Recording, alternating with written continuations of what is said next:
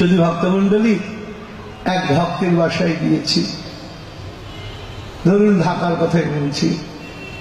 ভক্তের বাসায় গিয়েছি, তো ভক্তের বাসায় যাওয়ার পর আমাকে ভক্তটি বলছে, বাবা আমার গ্রাউন্ড ফ্লোরে একজন থাকে, একটু আপনার সঙ্গে দেখা করতে চাইছে। আমি বললাম, দেখ আমি তো এখন বেরিয়ে চলে যাব পাঠ করে, কারণ আমাকে কেউ বেশি দিন রাখে না, অনেক ঝামেলা টামেলা হয়, তো রাখলে অনেক মানে জায়গা লাগে। আমি তো আমরা বরযাত্রী নিয়ে আসি, অনেক জায়গা লাগে, এই জন্য কেউ বেশি দিন রাখে না। চট্টগ্রামবাসী অনেক ভালো, আমাকে কথা দিয়েছে 7 দিন রাখবে।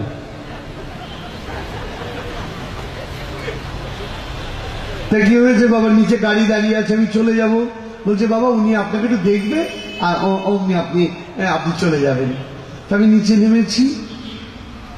নিচে নামার পর ভদ্রলোক ইঞ্জিনিয়ার ছিলেন, রিটায়ার করেছেন, বাংলাদেশেরই কোনো সরকারি পদে ইঞ্জিনিয়ার ছিলেন, রিটায়ার করেছেন। তা আমি যখন নিচে নেমেছি, আমাকে হাত জোর করে প্রণাম করছেন। বলে, প্রভু আজকে পাঠ শুনতে গেছিলাম, আমি তো কোনোদিন এগুলো শুনি নাই, বড় আনন্দ লাগলো। সেদিন এই টিস্যুর কথা বলেছি আর কি।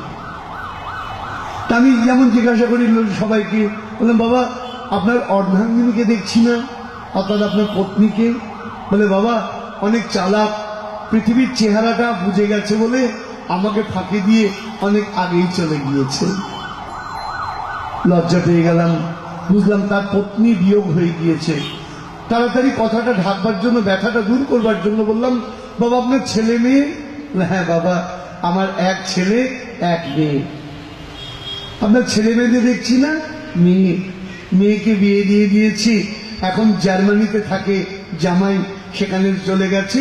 আমার মেয়েও চাকরি করে, জামাইও চাকরি করে, খুব আনন্দে আছে। বুঝলাম মেয়েও কাছে নাই। বললাম, বাবা আপনার ছেলে?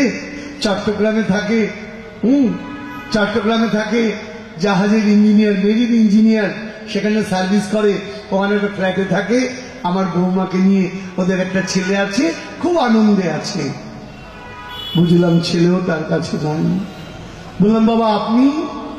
বলছেন, আমি? আপনি যে বললেন টিস্যু পেপার, ব্যবহার করা তো হয়ে গিয়েছে, এখন ওই আবর্জনায় পড়ে আছি, কবে পৃথিবী থেকে চলে যাই। বুকের ভেতর কি বলবো বাবা, দুমড়ে মুচড়ে উঠলো।